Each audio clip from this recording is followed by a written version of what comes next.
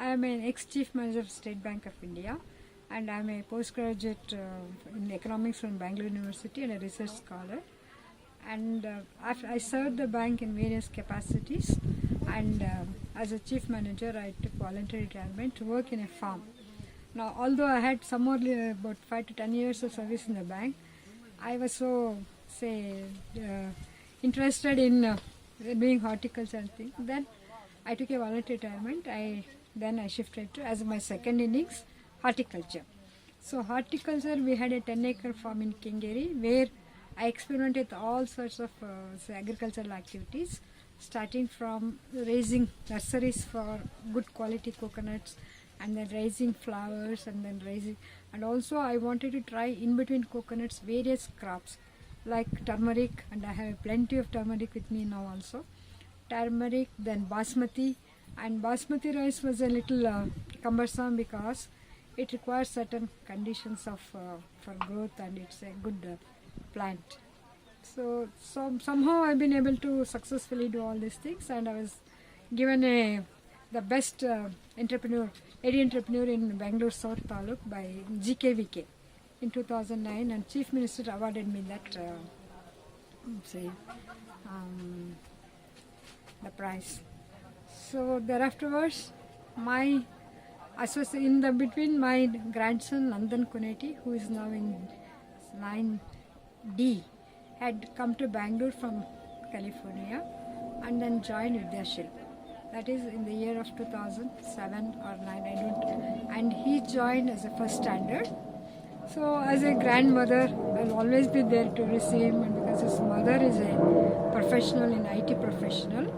So I was substituting for the mother, and I've been coming to Vidyashilp for the past, say, 12 years, definitely 12 years, and taking Nandan, leaving Nandan, picking up him for various activities like that. So at that point of time, when there was a shift in the management, then I came to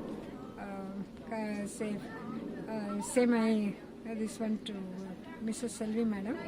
At that point of time, she wanted to know what I was doing. So then I told her that we are raising basmati in Bangalore. She was very much interested. And she just asked me whether I could show the children how it is really done in Bangalore.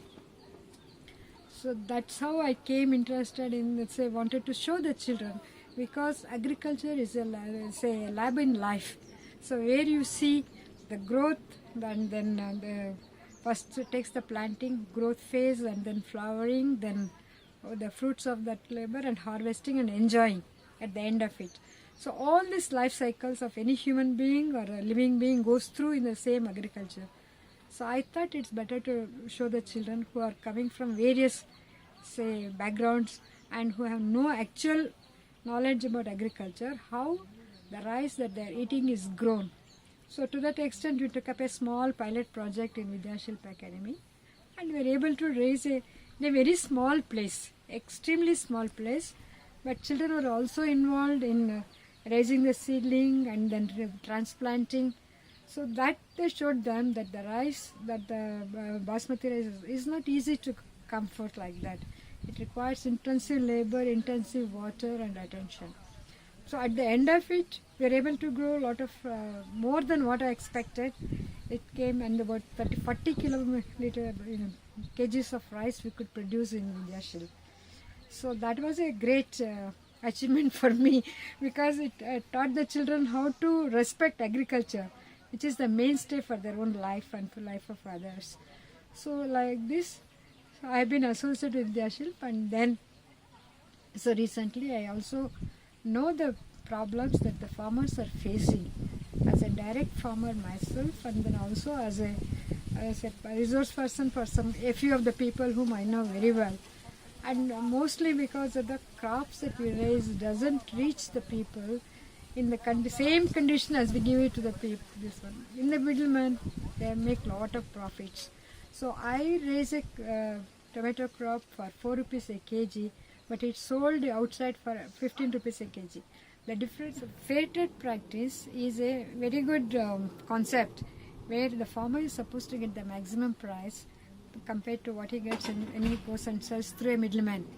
So as a result of that, I've also been involved in saying that at least for my farmers, which I get a good price, that should be an eye opener for other farmers also, where they can avoid the middleman and go directly to the from producer to the consumer concept. So that is how. So we wanted to show how much difficult it is to raise a crop in these multinational companies competing with the all sorts of crops that is coming from outside.